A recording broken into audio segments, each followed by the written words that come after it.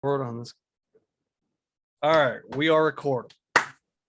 Lex Pinz and Pete Show, Season 3, Episode 1. I think that's how we'll run with it.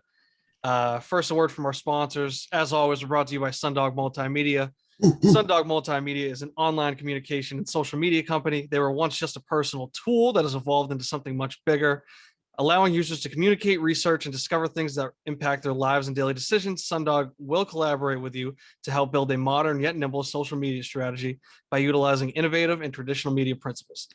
Sundog is also a proud supporter of the Stop Soldier Suicide Foundation. Give Sundog a follow on Instagram at Sundog_multimedia. Brains, brawn, and true professionalism. That's easy peasy moving and service. Moving, muscle for hire, assembly, errands, you name it. Easy peasy is a multi-purpose team. If you need something, just ask.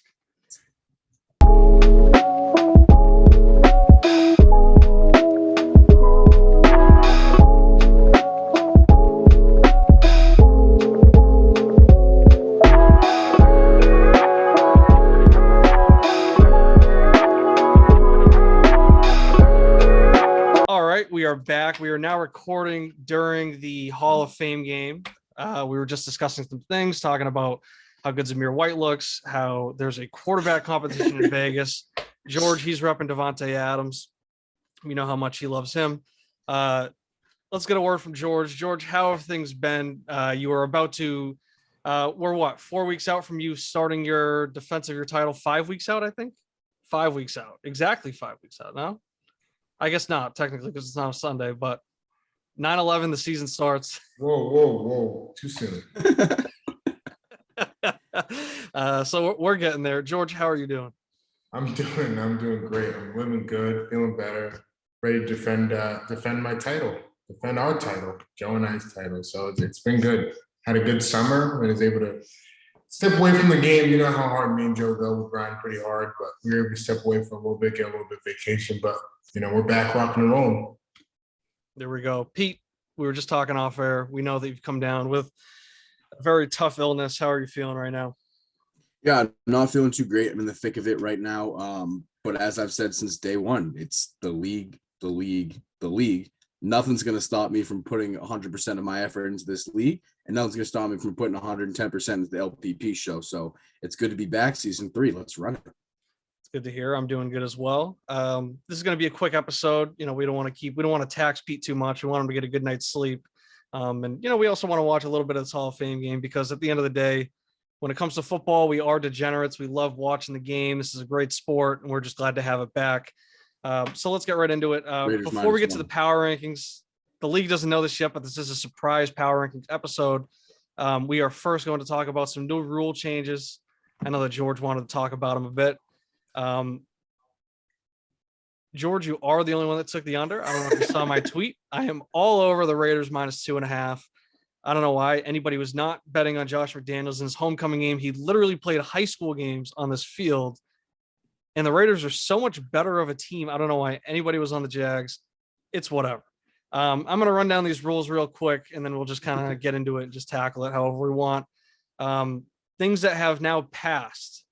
We starting in the 2023 season. So starting after this season, we will have 2 taxi spots on the roster, 3 additional spots in the off season, a $1 fab minimum bid on waiver claims, a live first round of the rookie draft, a 4-team draft lottery, that'll take place after the 2023 season. That will not be for the 2023 draft. That will take place. That'll be at the end of the 2023 season. And then starting in 2023, we'll also have a $100 buy-in. George, we'll start with you. What do you think about these rule changes? I put the game on and then you're professional. This I can do. So one thing I like about this league is that we're always pushing the envelope, right? We're not looking at it and saying, all right, we're satisfied. Yeah, we have probably one of the best leagues going in the country. Let's just sit on our roles and do nothing. We're always trying to adapt. We're always trying to grow. I think the old saying, I think Kieran, you came up with this I don't know when this was, a while back, but it's adapt or die.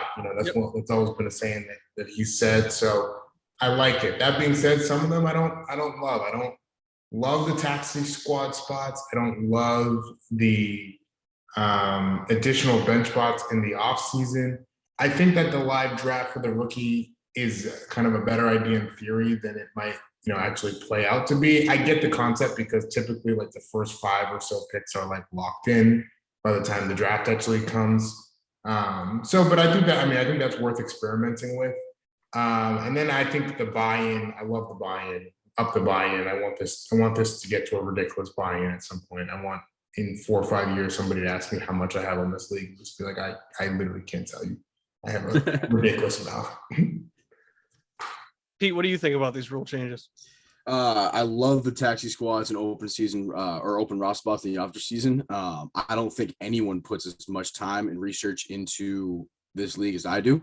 So the additional spots, that's just more spots for me to stash away those sleepers. Greg Dulcich, Daniel Bellinger, the list goes on and on. My roster is studded with rookies, Romeo Dubs. But anyway, I think my favorite rule about it is the 23 draft live first round. Also, I'm struggling with, I got COVID brains right now, so bear with me. But the first round 23 draft is going to be electric. I've got 5 draft picks in there. People are going to be pissed. I'm notorious for taking as long as possible on the clock. I've done it 2 years in a row. I do think the first couple picks will go quick, but someone's going to be mad at me. I know it. I already know it. So, but nothing new. Pete getting stuff thrown at him, and his skin is thick. So there it is. Yeah, I mean, that's the thing. It's like even if you use your whole time on the clock, it's only, what do we say, 10 minutes. So it can only be so much. And I think at some point the clock is 10 minutes per pick. Yeah. What'd you think it was? 24 hours? I don't know, but I didn't think it was gonna be 10 minutes. Yeah, because it's going to be 12 picks. So you figure max time will be 2 hours, right? So all right. Yeah, and I think that it's like something that George said, right? It could be something that only works well in theory. I think that we kind of have maybe a way to ease into it, considering there's only like 3 teams involved in the first round anyways. But I think that it's worth experimenting with, right? I think that's what George said as well, where so many of these things, we can always just say this doesn't work and just scrap it, right? Where it's not like the Constitution where we're like, tied to this rule forever. If it doesn't work, we can always just say, fuck it, we just won't do that again. But I think that it is something that will be fun. And I think that, like George was saying as well, the first round typically does go quick because there really is, it's narrowed down to what? Of those 12 picks, usually like 15 people that can go there. So everybody kind of knows what they want. And I think it kind of promotes maybe doing a little more prep work beforehand. I think that this league is capable of that. So I just like to see kind of how that goes. And as always, we could always just scrap it. I think it's interesting that the two of you are split when it comes to the taxi spots and the additional roster spots. I don't think that it's something that we necessarily needed, but I think it is worth just kind of seeing. I do like the idea of the additional roster spots, especially I think 3 is a perfect number because in theory, everybody, well, not really in theory, literally everybody gets 3 picks given to them every year. What you do with them is up to you. But I think that having those 3 spots for, in theory, those 3 draft picks, I think is at least good because you don't have to have people that are dropping these guys so early in the offseason before free agency even really starts, and making those decisions when, they just want to like set their lineup, kind of see what's going on, try and make a roster move. So it's kind of worth a shot. Yeah, George, are you like heavily opposed to these things, or was it more that you just didn't think we necessarily needed them? I'm not actually not heavily opposed to any of them. Yeah. I thought that I honestly liked the Toxic Squad spot until I found out that it was only rookies. I thought it would be interesting if it was like you could stash any sleeper player that you have, but not totally opposed to it being all rookies. But once I found out it was just rookies, I was like, that's not as interesting. I think that you can make it in the settings. I think you can make it to anybody. I don't think it's necessarily just a rookie thing. I think that's a thing that it kind of varies by league. So that's always something that we can tinker with as well. I personally don't have any experience with taxi spots yet. This is going to be my first time with it as well. So, it's always like a work in progress. We can always figure that out. I'm disappointed that suspended players and IR got shut down. Yeah, I mean, I think the funny thing Considering I'm about gonna it is have that a Pete's the one that came to me and he was asking about it. And I said we should put it up to vote. And I don't think anybody will be too I don't think anybody will Opposed. be it'll be too tough to figure out who kind of suggested that, right? Because Pete and Simcoe are the only two teams that have suspended players, and suspended it's not really that common of a thing for a player to get suspended, especially a fantasy relevant player. So and on top of that, if we voted on it and it passed, Pete couldn't even use it this year on a suspended player. So I don't know. I threw it on the ballot. I figured it wouldn't pass. I don't think anybody cares enough about that. Um, what else have we touched on? The one fab minimum bid. I think it's just worth it, right? It kind of forces you to maybe manage your fab a little bit better because you don't want to leave yourself completely empty. So, somebody like Pete that's spending 60 fab on Bailey Zapp, right? And what was it, like 19 fab on Justin Ross? You might have been a little hasty with how you spent. So with this new rule, you might think a little bit differently moving forward. George, one thing that I'm surprised you didn't say when you brought up the live first round was the 4-team lottery. What do you think about that? I think it's interesting. I think it's interesting. We'll see how it. We'll see how someone's gonna get. I just know that I feel like some of these ideas are things that people vote on, and they're like, "This is a sick idea." Until their teams in the lottery, they get it and they're fucking heated.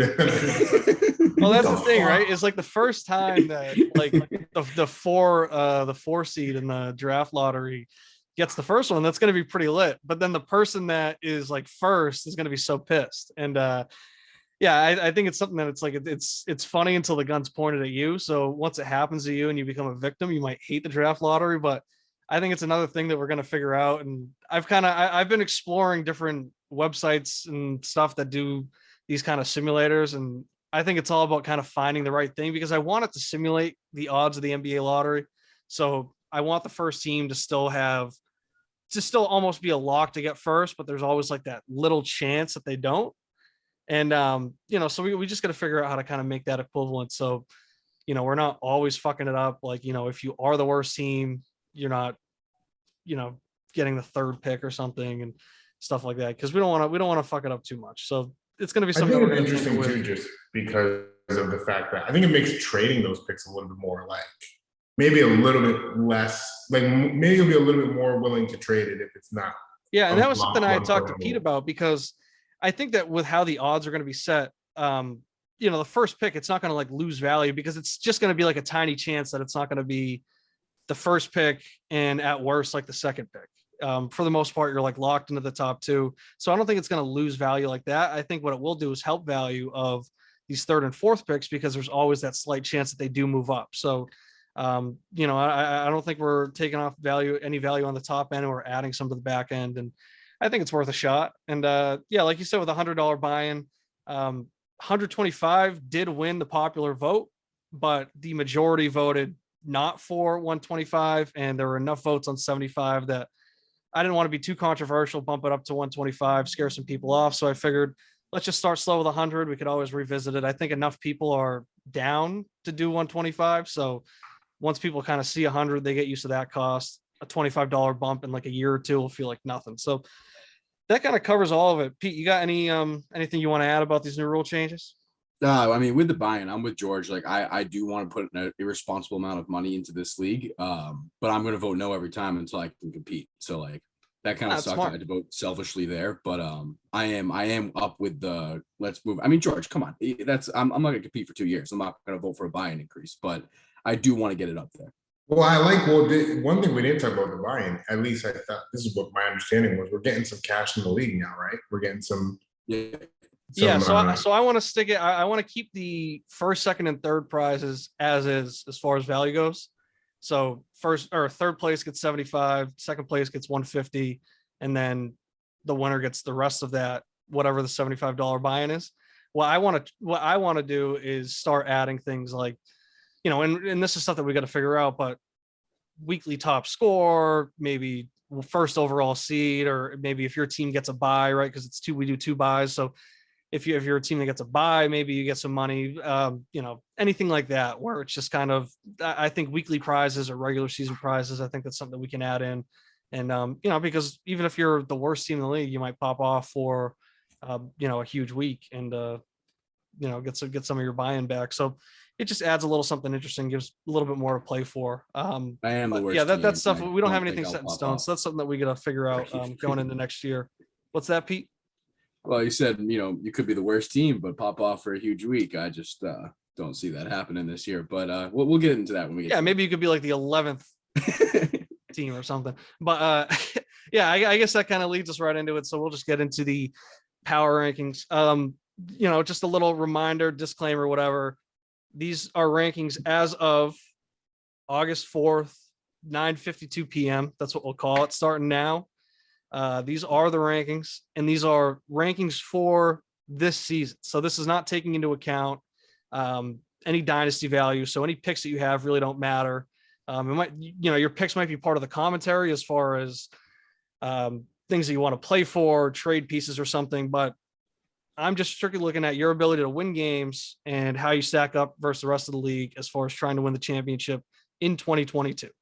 So without further ado, let's get into it. I have 4 tiers in this. We have the builders, the competitors, the contenders, and the favorites. As always, we're going to start from the top. We're going to start 12, go down to 1. Number 12, I don't think it should come as any surprise, is Team Slippery Pete, right? So, Pete, like I said, these are 2022 rankings. They're not dynasty. You have 51.54 projected points in week 1. And that sounds about right for the rest of the season, right? Because you have potentially 0 points coming out of the quarterback position this year. Your running backs are Hassan Haskins, Benny Snell, and Kyron Williams. You do have a lot of youth and a lot of great talent at receiver, but that can only get you so far as trying to win games. That's really all I have to say. I'll pass the mic to you. What do you think about your ranking? Do you think that's pretty fair or no? Yeah, definitely fair. I mean, I think last year on this episode, I said that I would play spoiler and grab a few wins, maybe upset a few teams, and I ended up getting like 3 wins last year. This year, I completely do not expect to get 1 win. I think getting to 60 points or 70 points will be a struggle every single week. I fully expect Deshaun Watson to be suspended for the entire year this year. Even if I do get him back, again, I'm only getting 60, 70 points a week. Jameson Williams comes back again. Maybe I'll sniff 80 once if someone has a big week. But no, I expect to Owen to forever this year. It's Pete versus the world, and I'll take my medicine and look forward for the 23 draft. Yeah, and I mean that's what you're trying to do, right? And that's kind of what we're promoting when we had these different rules as far as our anti-tanking laws and stuff like that is, you're stripping your team down, you're getting the pieces that you want, and you're clearly trying to make a big push in 2023 as far as acquiring your talent. So, that's just part of the plan. It's part of the vision. Can't really knock it. George, what do you think about Pete? Vision. I'm interested to see we're all on it. He's all in on the 23 draft, right? So, yep. And that's pretty much what it is. I feel like with Pete, we can kind of put it on cruise control. We don't have to talk much about his team this year. Obviously, we can check in with little things if players pop off or something, but I think we can kind of set and forget with him at 12 and kind of move forward. So there are 2 more teams in this tier. The next one, I also don't think this is much of a surprise. It's Team Safety First 21. This team isn't as bad as it's talked about. It's still ranked 11th in the league. It's still going to be, besides Pete, because I can almost give Pete his own tier. So if we do that, I'm going to say that they're also, in their own way, they're the worst team in the league, right? They're going to win some games. I think that they're going to win more than 0 games. That's my prediction. But it's kind of just a weird season, right? I mean, they have Jameis Winston, maybe Baker Mayfield. He's not even guaranteed the starting job. What do they got? They got Fournette. They got Miles Sanders. They got Mike Williams, Amon-Ra St. Brown, Dallas Goedert. It's not like the worst team I've ever seen, but that's just the team when you look at how they stack up with the rest of the league. They are going to play spoiler here and there, maybe once or twice this year, maybe even 3 times. I don't know. This is a team that can definitely put up 90 points. They can definitely flirt with 100. So they're going to catch some teams off guard. If a team has a bunch of bye weeks, if they have a down week, they are going to be able to steal those wins. But I think the problem with Barron and Kyle is that they don't have their first round pick. So it's also like, what are their intentions? Because they're not going to get that pick back because Slippery Pete has a stranglehold on that. But they do have their 2nd and their 3rd rounders. So it's like you still kind of want to tank because 2023 is supposed to be this loaded draft. So if you could still get that 2nd pick in the 2nd round, that's, you can almost view that as a late first. So you could still grab some decent talent there. And, we know plenty of good talent could come out of the third round as well. So I think it would behoove them to kind of still buy into the tank and not really see it as like a fuck it, let's try and go all in and, compete, almost like what we've seen. Another team that's ranked slightly higher than this team do in the past. We'll get to them. The Most Athletic Suns is who I'm talking about. George, these are your boys. What do you think about their team? Do you think that they have any chance of really making some noise in 2022, or do you think it's on to 2023 with them as well? Learning curve, learning curve, learning curve. That's the theme for this year. They're going to learn about trade value. They're going to learn about, they've already learned how to draft. They're going to have their first rookie draft. This is a big learning curve year for them. So yeah, they're going to be terrible. I think that they're going to try and compete. Once the juices get flowing, no one wants to, unless you are actively trying to be bad, which I don't think that they were. No one wants to be bad. So I think they're going to try to do what they can. And I think they're going to get a rude awakening on trade value and trade talks and just how hard it is to really build, especially a dynasty team in season. So learning curve, learning curve, learning curve. And then hopefully, by the end of this year, they're kind of where Pete was at the end of his first year. He's starting to get it, and then they can start to lean into their tank. Yeah, and they still have a ton of draft picks too. So there's a lot of room for them to make moves as far as, kind of packaging them up. They have players that can be traded to contending teams. So if they decide to be buyers around the deadline or sellers around the deadline, they can still, kind of salvage this season and, not make it all for nothing, where, they can still get some pieces that might help them moving forward.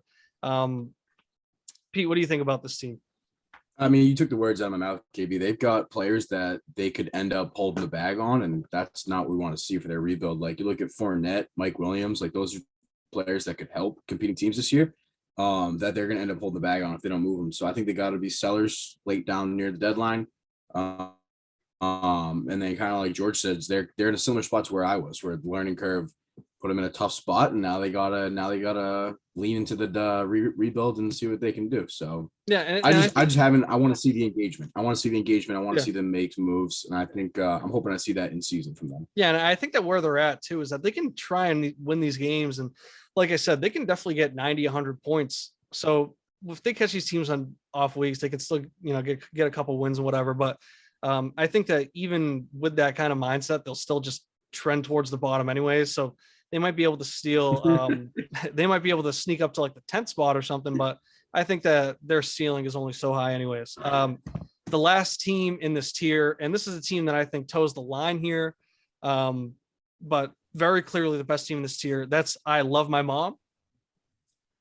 He's going to win some games. He's going to, he definitely clears these first two teams that we talked about.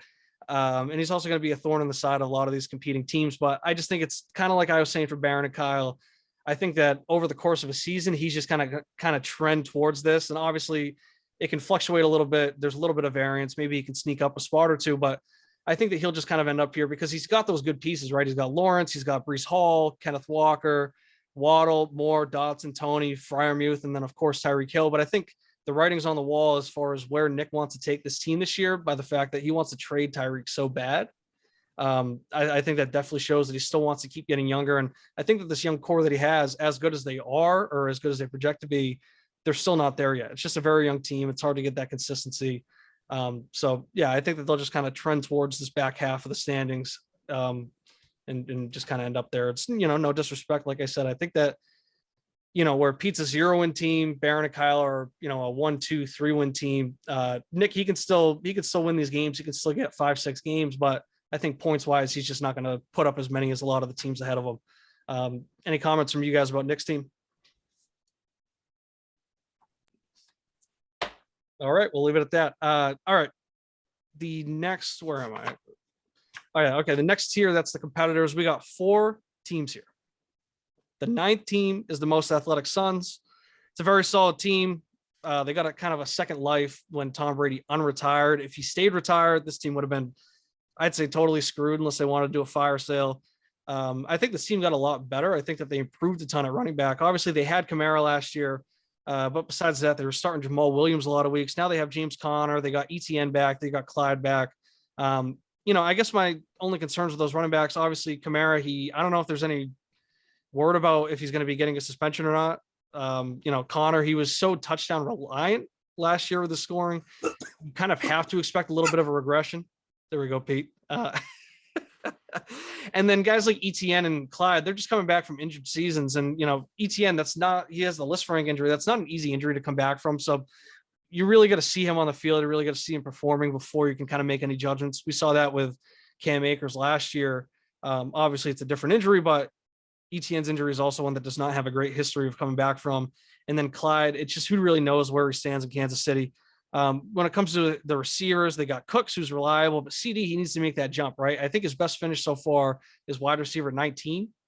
So right now he kind of has this boosted value based off his name, but he hasn't actually done that yet. With Cooper gone, though, this is a good chance for him to do that. And as far as their bench goes, it's really nothing beyond Bateman. So that's a big thing. That's a big theme you'll see as we kind of start to move up these. The teams that I have ranked a little bit higher, they all just have what I view as better depth. So when you all have good starting rosters, I got to look to the bench when I want to make those decisions in these rankings. You guys got anything to say about the most athletic Suns? What do you think? Where do you think they see themselves? Like, do you think that they see themselves similar to you? I feel like they see themselves as I feel like they have themselves ranked in a completely different. Maybe not ranked in a way, but I think they put themselves like competitors. Maybe. Yeah, I think so too. And I do have them in this competitors tier, right? It's just one of those things where, somebody has to be not. And I just think that the 8 teams above them are a little bit stronger, maybe a little bit more well equipped for a full season. This is a team that, we saw them last year. They put up a ton of points in, various weeks, but then there were also ones where they just didn't put up many. So, I think that they can definitely compete and they can definitely go on a run and they can definitely finish higher up and get a playoff spot. But just when I look at the 8 teams above them, I think that those teams are just a little bit stronger. But yeah, I mean, I know for sure that they view themselves as a playoff contending team, and they very well could be, but I just think that they're at the bottom of this tier. Pete, did you have something to say about them as well? Yeah, I mean, like if you're gonna compete, you got to look at the measuring sticks of this league, which is 2 Pinz, Vibers, Big Brain, and then probably Bowen. So like Mikey, maybe both Bones. If you can't bring the firepower that those 4 or 5 teams are bringing, then you're not going to compete and like make a deep run in the playoffs. So like if I'm them, like you're not looking at a rebuild, but I expected them to reload. Like I would expected them to move Brady and Waller either last year or this year, but they're kind of leaning in and trying to make a run. So more power to them. We'll see, but I just feel like they're going to doom themselves to float somewhere in the middle for the next couple of years. Yeah, and that was something like if I were in their shoes, and I'm not, but if I was looking at that outlook that you just had, because I think that's true. The moment Brady came back, I would have been trying to trade and just try to get something different. And whether it's just aging down at quarterback and getting somebody that can just give me 10 more years of being a quarterback or something, I think that would have been a good call, or picks or anything, because I think a lot of these teams, they see the importance. And as we get to the top, we'll see more of an emphasis on these 2 QB teams.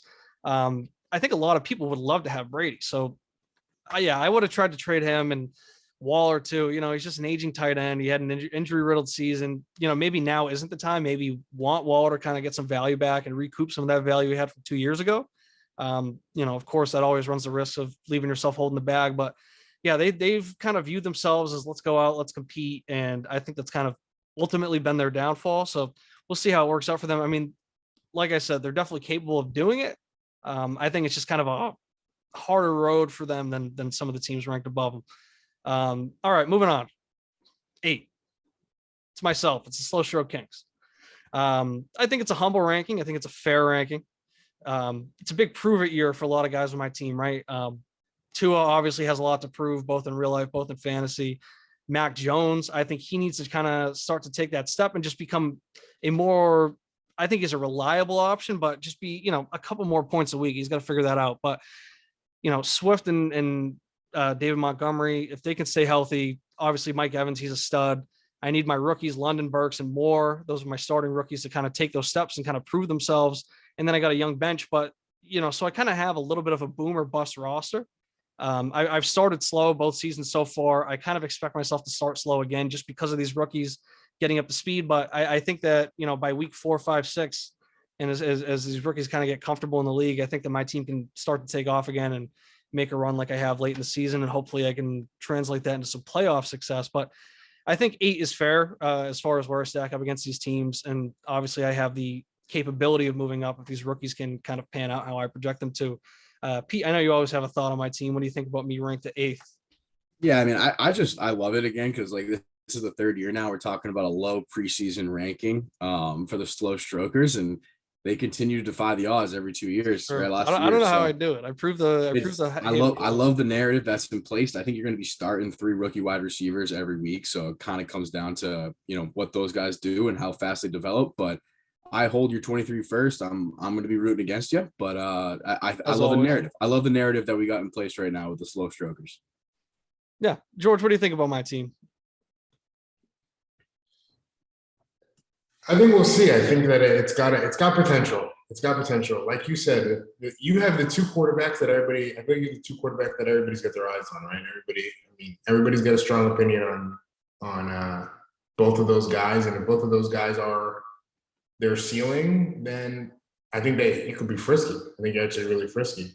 And if they're not, if they continue to just be in that kind of like tier, then you're probably not as good. So I think in a 2 quarterback league, it always comes down to the quarterbacks. But I think you have a particularly interesting quarterback situation with Tua and that. Yeah, not like I think when you look at my roster, I'm projected around 111 points. But when you look at it, you can see the room as far as the ceilings of all my guys. You can see the room where I can get myself into those mid 20s and flirt with the 130s and stuff like that. Obviously, it's easier said than done, but yeah, I think it's just a lot of guys on my team just need to take that step. And until that happens, I got to kind of keep myself here. But I think my team has a much higher ceiling than 8th. And, we'll see how that pans out. But, we've talked about my trades before. I think I recognize that I had a good team. I had a competitive team with guys like Chubb, guys like Kelsey. But when I saw how I stacked up, I said, fuck it. I don't know if it's worth kind of trying to grind out another season. I might as well just try and get a little bit younger. And I don't think I got too much worse as far as being competitive this year. I think that I still left myself in a position to be competitive, and I also set myself up better for the future. So we'll see how it pans out. Moving on, number 7, the newly named Carson Wentz. This team's just a complete eyesore, right? It's a very good team when healthy, and we've seen that, right? Because this is pretty much the exact same team that McMorrow won with 2 years ago because the guy does not want to trade. So they're very strong when healthy. They can put up massive numbers, but as we saw last year, once these guys start getting injured, the depth is just absolutely putrid. I mean, as far as what they have on the bench, it's Robert Woods and then like nobody. And now you got Robert Woods. He's on a new team that passes less and he's coming off a torn ACL. It sounds like he's doing all right. It sounds like he's working out without a brace, all that, but it's just a different situation. Who knows if he can produce like he was in LA? That's a very high volume offense that he is coming from. Kirk Cousins, Derrick Henry, Dalvin Cook, Deontay Johnson, Mark Andrews, Zeke. Those are all guys. That's a very solid base that can give them very good production week to week. But guys like Mariota, Wentz, Daniel Jones, that's just fighting for that QB2 spot. That's just a lot of question marks. Wentz is definitely better in fantasy than his perception is in real life. But I think it's just kind of a shaky situation. Like I said, it's an eyesore of a team. And, I'm really, as I'm getting into these higher rankings, I got to start nitpicking and I got to prioritize depth a little bit. And this team just has none of it. So, when healthy, they can very easily go on to win the championship. We've seen that be possible, but it's just, it's a tough road for this team, especially a team that's very reliant on running backs, which is a position that is so, it just gets so injured all the time. So what do you guys think? I know George hates McMorrow. He thinks his team's terrible.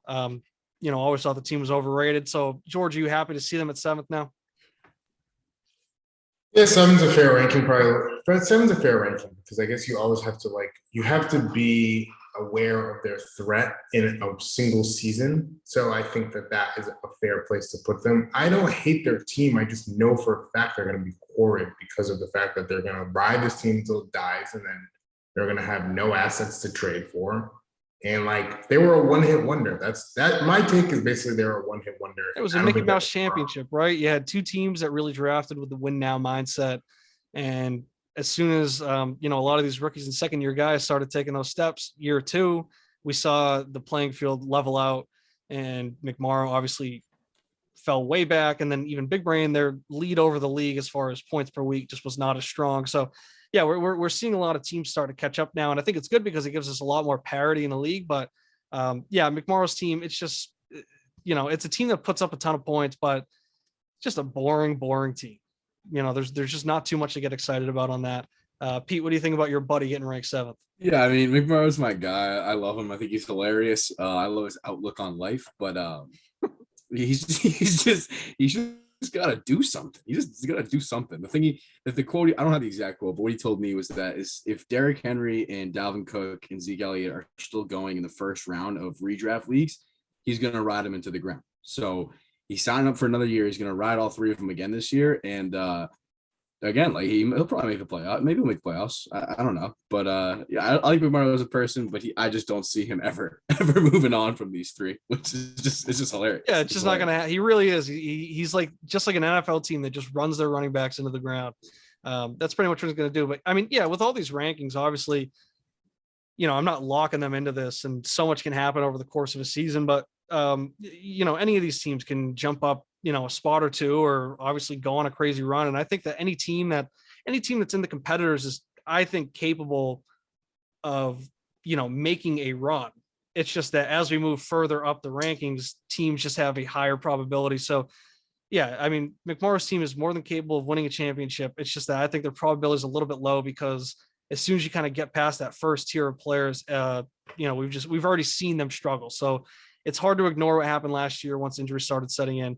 Obviously, you can't predict injuries, but I think just other teams ranked above them are a little bit better suited to handle injuries. And that's kind of where we're at.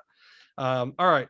Team number 6. This is the last team in the contenders tier, or competitors tier, I should say. And that's Go Tigers. This is a team, right? They were in the championship last year. I already forget. It was just so, so dominant by 2 pins. It didn't even matter who was playing in that championship. So I think that's who George and Joe played. I'm not sure, but I have Mikey ranked 6th here. I don't know if this is rude to say, but I actually liked Mikey's team more, and I would have ranked him higher before the trade for Mr. Limited. Burrow and Wilson, it's obviously a deadly combo, but I just feel like he gave up on Trevor Lawrence a little too early. Maybe gave up isn't the right word because he viewed this as an upgrade. And I think that maybe in 2022 it is an upgrade, but although Lawrence had kind of an underwhelming rookie season, I think if you watch the Jags, I think that it's hard to not like what you still saw. We've seen a lot of rookies come in and suck, and they just didn't look the part. Trevor Lawrence still looked the part. That's just a dog shit team. He had an awful. You just can't win when you have Urban Meyer as your coach like that. And then also the fact that it also cost him Saquon. I think just from a competitor standpoint this year, I think he got a little bit weaker with that trade. I think he would have been better off rolling the dice with Lawrence kind of figuring things out in year 2 and then Barkley coming back. But who knows? If Barkley continues getting injured, then I guess, good for Mikey. Good trade by him. But, I think definitely the strongest of this competitors tier. He can definitely make a run like he did last year. But yeah, I think he just took maybe a little bit of a step back. And I also think that he had a lot of things go in his favor last year. That's not to discredit what he did last year. I think that the ball just kind of bounced in the right spots, and he kind of went on quite a run at the end of the season. George, what do you think about your old competitor? I don't really have any. I don't care. Pete, you got anything to say on Mikey before we move on? Yeah, Mikey. Quote unquote, Pete, can you just stop acting like you have a voice in this league? You make the worst moves and I don't say anything. Then you just complain on every trade of mine. If I tanked the way you are right now, I would be kicked. Don't try to get people to back you up. You're a piece of shit. I hate you. Yeah, I mean, quote unquote, that's Mikey Bowen. 2 years of frustration let out on me. But KB, I think you nailed it. I think he sold Saquon as low as he possibly could. I like Saquon to bounce back this year. But he sold him literally at the lowest possible point he could.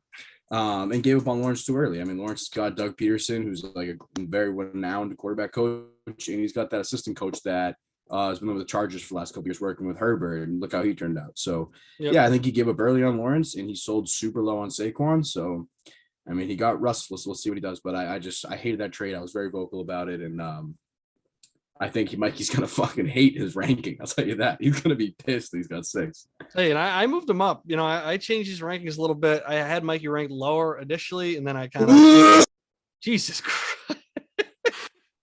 And then I kind of just took a step back, looked back at it again. I realized, despite me not liking that trade too much, he's still in a good position to compete this year. So I think 6 is a fair ranking. I am ranking him as a playoff team. So I don't know how mad he really wants to get, but whatever. We'll see what he thinks about it. Number 5, and we were getting into the contenders tier.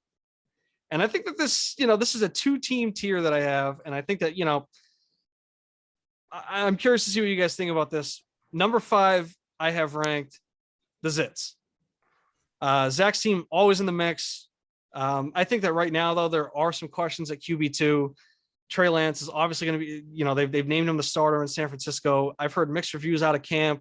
He did not have the prettiest appearances last year. So it's just kind of an unproven thing, right? Because Lance is going to be starting. He's unproven. Pickett sounds like he's QB2 right now. Jimmy Garoppolo is technically on a team, but he's a man without a team. So it's just a lot of questions around that QB2 spot. And as we're saying, there is some importance when it comes to the two QBs. So it'll just be interesting to see. And also things like, just got Debo, DK, and Renfro. It'll just be interesting to see Debo without the carries. Is there going to be any regression there? DK with a full season of Geno Smith. Who knows if they make a move for quarterback? How will that affect them over a full 17? And then Renfro with Devontae Adams and a healthy Waller coming back. I'm just curious to see if there's going to be any type of regression there. Obviously, these are all very good talents, so I don't think there's going to be a complete fall off a cliff or anything. But it might not be these these top performances that we've seen. It might be maybe some average weeks mixed in. So I still have Zach ranked high. I still have him in the contenders tier. I have him ranked below these next 4 teams. What do you guys think about the Zits? Any thoughts there? All right, we'll move on to number 4. I mean, no, I was waiting for George, but I like the Zits a lot, especially the depth. Especially the depth they got.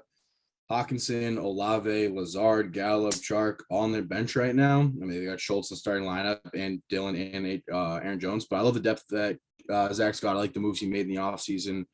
I think it's tough to rank him and then like the next couple teams we're going to go over. I think they could probably be put anywhere, but I would be a little bit higher on them, I guess, than the 5 ranking. Yeah, and I think this tier could have been a coin flip. I think maybe I could have bumped the Zits up to 4 just because they've done it before, as opposed to this next team that I'll get to in a second.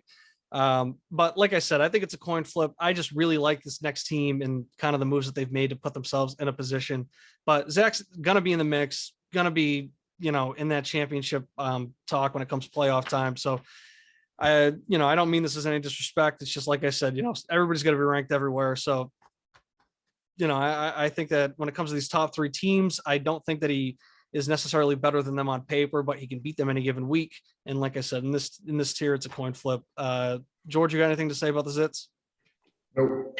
All right, moving on. We got number 4, and we got the second team in this contenders tier. And that is Lamar and the Shits. I think that Simcoe's made some great moves this offseason. I think that Lamar and Jalen is a deadly combo when it comes to fantasy football, just with the rushing upside that they provide. That can be 50 points a week for him there. Now he has Saquon, who I like to bounce back. I know Pete likes him to bounce back. Josh Jacobs, J.K. Dobbins is going to be coming back whenever he's ready.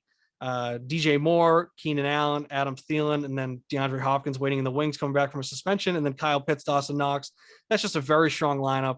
This is a team that's ready to compete. So I like him in this top 5. Like I said, maybe I could have put the Zits above him just because the Zits have done it before, but I think that this contenders tier, I think these are the 2 teams that should be there. They definitely separate themselves from the pack when it comes to the competitors. I just don't think that they're quite in the mix with the favorites. But any given week, this is fantasy. These teams can both make some noise in the playoffs. They can both win the championship. I like them both. What do you guys think about Lamar and the Shits? I'd like to hear comments from both of you just because of the moves that Simcoe's made in this offseason. I think he's really made an effort to get himself into this conversation. George, we'll start with you. Simcoe's got a good team. He's been wheeling and dealing. I actually really like Matty Ice. I think Matty Ice is going to have a really solid year. I like the Jaguars receivers. I never thought I'd say that, but Marvin Jones, Christian Kirk. I'm a big Tyler Boyd fan. I feel like Tyler Boyd's like the forgotten Bengals receiver, and I see some regression for my guy this year. I think it's impossible to expect that Jamar Chase, unless he's Justin Jefferson. I did say that last year with Justin Jefferson, and Justin Jefferson was like, I'm just one of the best receivers ever.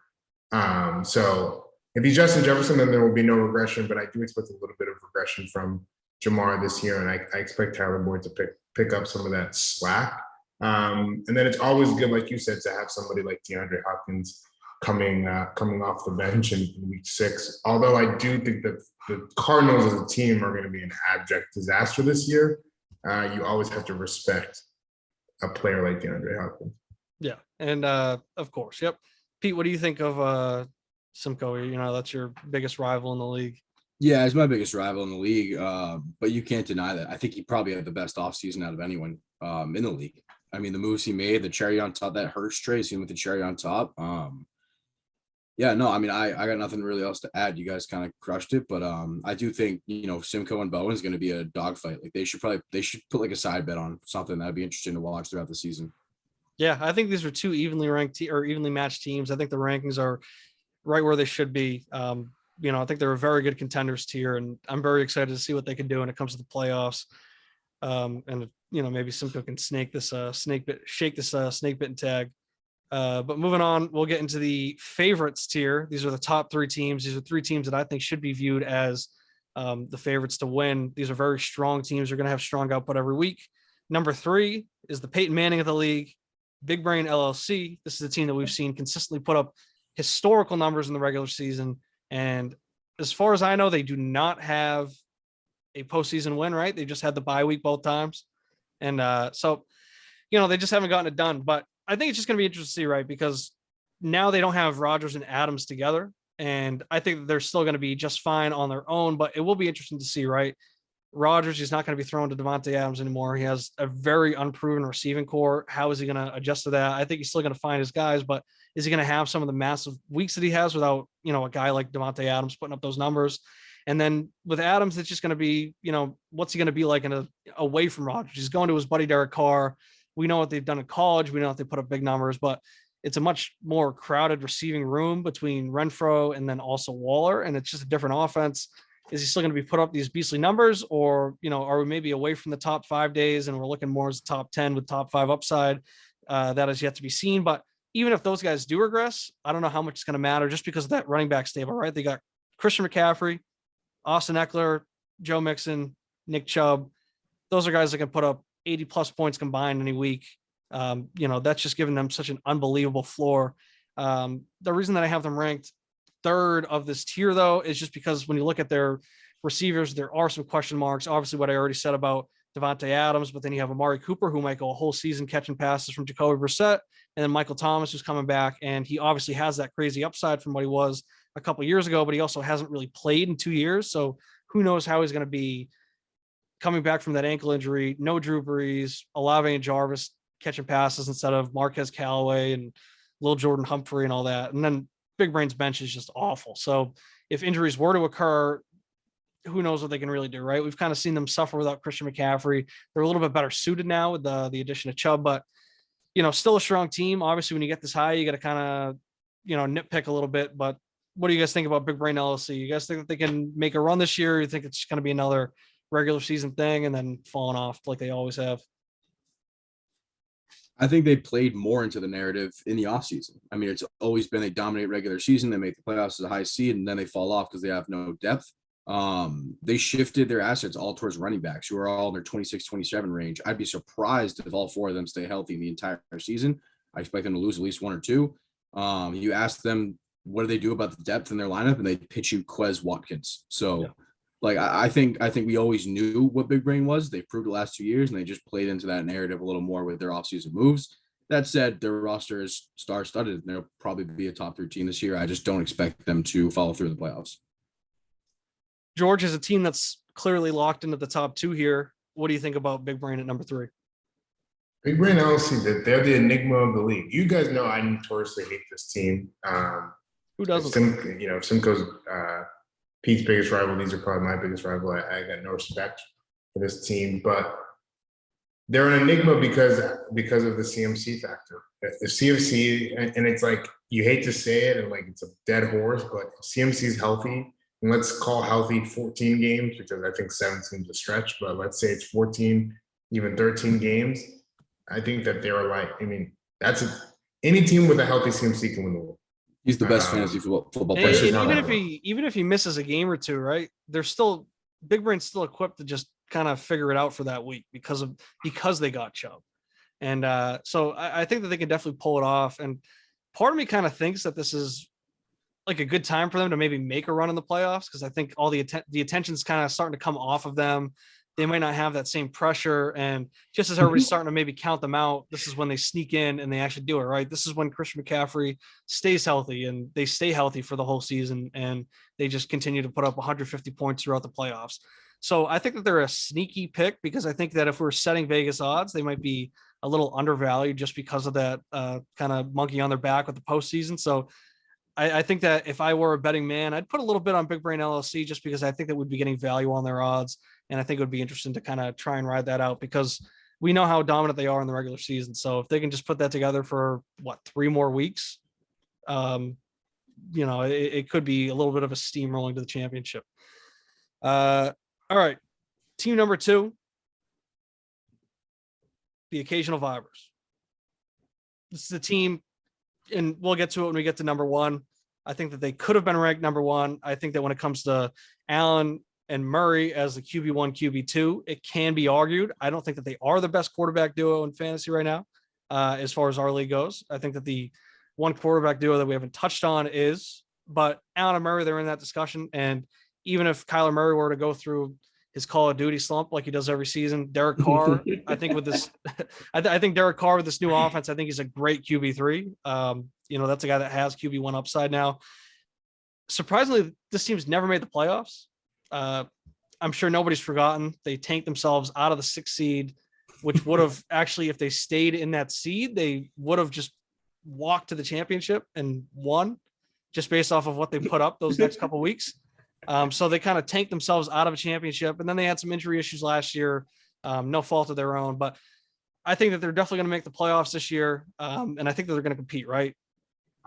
What am I looking at? Okay, they got Javonte, they got Akers, and Javonte, it sounds like I saw today's looking like a 70-30 split in that backfield. And even if it's 50-50, we saw that he could still be very productive. And Cam Akers, hopefully he can come back and be much better than he was off the Achilles injury with another offseason to recover. But even if Akers isn't there, even if Javonte is not maybe producing as much, I think Kareem and Chase Edmonds was great options off the bench. I like Edmonds in Miami. I think that scheme that they run in the offense is going to be very good for how he plays.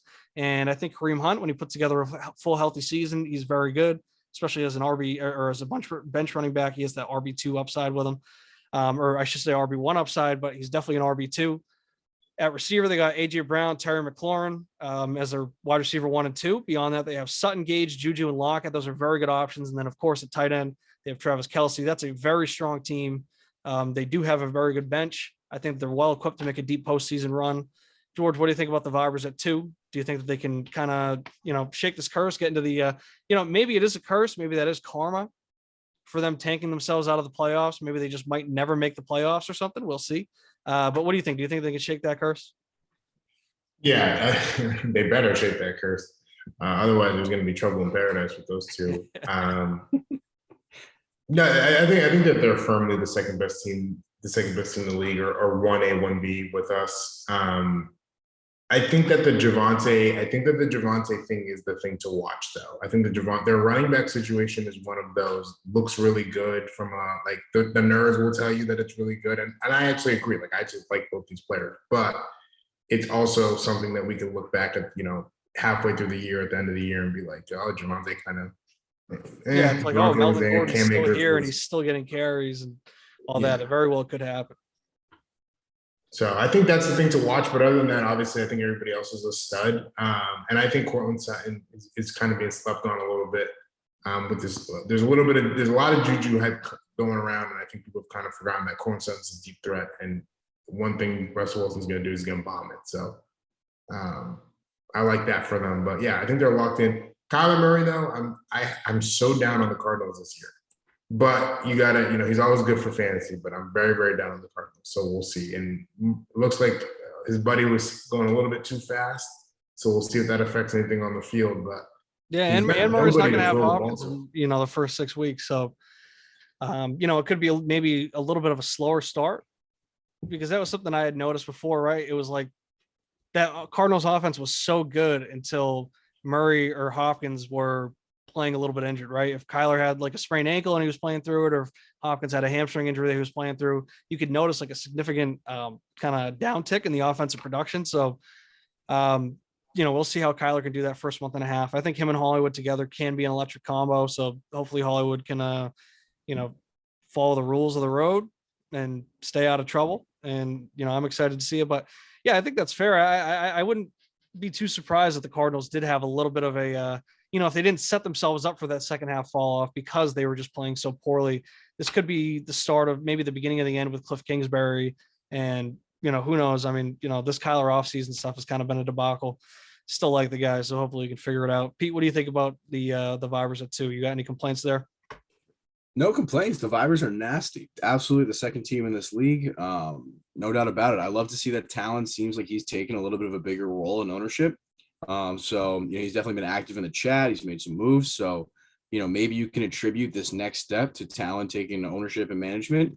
No offense, Igor. But then I think my thing with the Denver thing is a lot of people think that maybe Melvin Gordon signing might be the reason why Javonte doesn't do as well. I mean, they were both 1,000-yard rushers last year, like 10 and 8 touchdowns, I think. I don't really think that's the problem. I think it's Russell Wilson and Nathaniel Hackett coming in. Like, we saw them put up those numbers with the amount of carries they got in that system with Drew Lock throwing the ball. But now with Russell Wilson throwing, I mean, those carries aren't going to be there. So, like, you can make the argument, yeah, we saw 50-50 split, no problem last year, but that was with Drew Lock throwing the ball. So, I think I'd be more afraid of Nathaniel Hackett and Russ coming in than I would the Melvin Gordon signing. But then Igor could turn around and make the argument, well, I got Courtland Sutton, so I'm going to make up for those points anyway. So yeah, I think the Denver shakedown or how that Denver offense breaks down is going to be very interesting. And definitely George called it. That's the thing to follow here with this team. Yeah. All right. Let's get to number 1. Of course, the reigning champs, 2 Pinz. Let's see the jersey again. Let's see the jersey.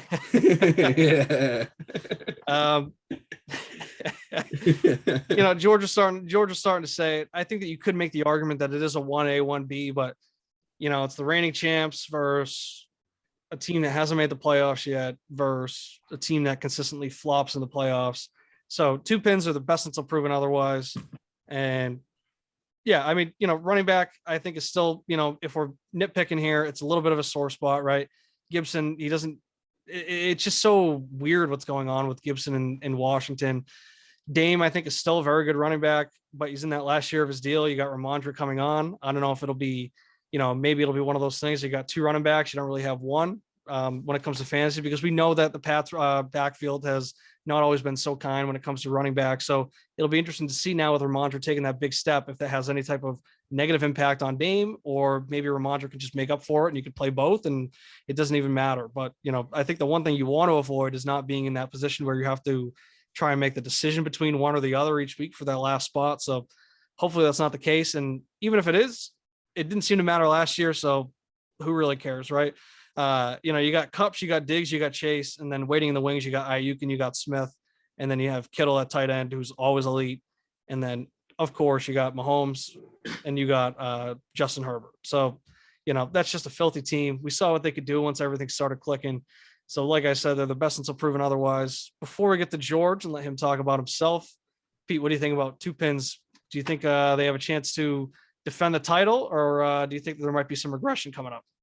Yeah, no, I think they absolutely have a chance to defend the title. They're definitely the favorite heading into the season. I'm sure George's going to get into the strategy of his team. The only thing I really want to say about 2 Pinz is I love their model. I think they proved that running backs are not necessarily a necessity to win this league, and that with elite quarterback play and elite wide receiver play, you not only have a great shot to compete, but just the longevity of your success can be kind of pulled apart. So I kind of took that same model and kind of what I'm looking to do is sew up like elite quarterbacks and wide receivers and then let the running backs fall as they may. But yeah, no, definitely the favorite to win. I don't see anyone, I don't see you can't put a team over them right now, but that's pretty much what I got for 2 Pinz. Yeah. So George, I guess I'll lead into you with this, right? So you already mentioned that you think that there might be a little bit of regression from Chase. You just had Cooper Kupp put up, arguably, I still think Megatron beats him, the best wide receiver season of all time. Do you think that there's going to be any type of, maybe Super Bowl hangover there, especially considering, I know that Joe's been spending this entire offseason golfing. You've been out partying in Boston. Do you feel like, maybe you guys aren't as sharp going into the season and you're still maybe recovering from that long, grueling climb to the championship, and you might come into this moving a little bit slower? Do you think that you guys are going to be ready to go week one, and we'll be able to successfully defend this title? No, I do think that's a concern. I do think that we kind of got a little bit away from ourselves this summer. And I do think that a couple of our players had, obviously really ridiculous seasons. My biggest concern, you touched on it, I think the most interesting thing with my team is the Damian Ramondre situation. I think the model that you're talking about, Pete, is built on having basically like two locked in RB2s. So you just say like, all right, we're not going to have RB1. We're just going to have two guys that you just know 10 to 15 points every single week, like lock that in, and then everybody else produces. The problem with the Damian Ramondre is it could be a hot hand type situation, and that would fuck us because then we don't know. Then it's like you play Damian, Ramondre goes off, so you flip it the next week, then Damian goes off, and it's just this brutal. You're just stuck in RBBC hell, right? So that is the major concern for us. But the one bright spot of our team that I'm looking forward to is I feel like although Kittle is talked about as elite, I feel like as long as he's been on our team, he hasn't really had that like George Kittle season. He was hurt 2 years ago. Last year he was, I think he was kind of hurt, and then he was like, man, when he came back. So I'm hoping that we can actually get the George Kittle that, it's supposed to be an elite tight end, and maybe that could make up for some of the stuff that we're going to lose in the running back position. But I think that I don't love the fact that we are like now consistently being ranked the favorite. I actually wish that we were, kind of a little bit lower, because now it's starting to, as the season comes around, people are giving you their best shot, and definitely people are going to have their eyes on us this year. So we got to lock in if we want to go back to back. Yeah. And, two comments on your running backs as well. Last year, Gibson and Harris, they were both fringe RB1s. I think they finished maybe like 13th and 14th. So they obviously have that ability. And that is the thing. That's the weird thing with Gibson, is that we haven't actually seen that fall off yet. It's just like a bunch of chatter as far as, where he's being viewed on the depth chart, who's getting the touches and what situations, all that stuff. So it is another thing that, we can't really believe it until we see it.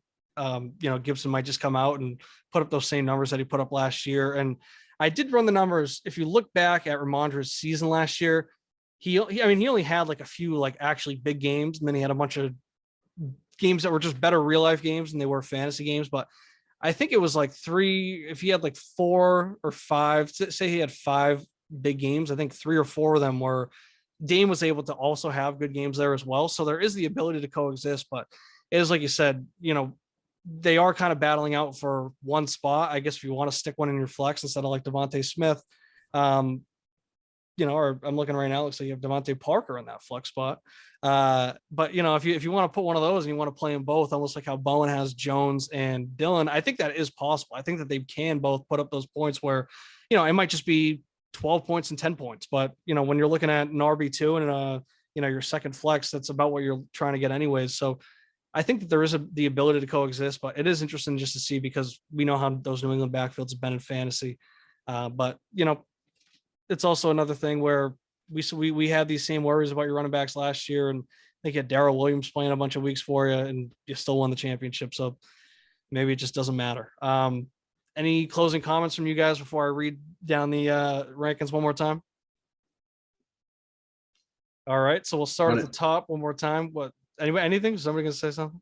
No, run it. All right. So we got the Builders. That's 12, 11, 10. At 12, it's Slippery Pete. 11, Safety First.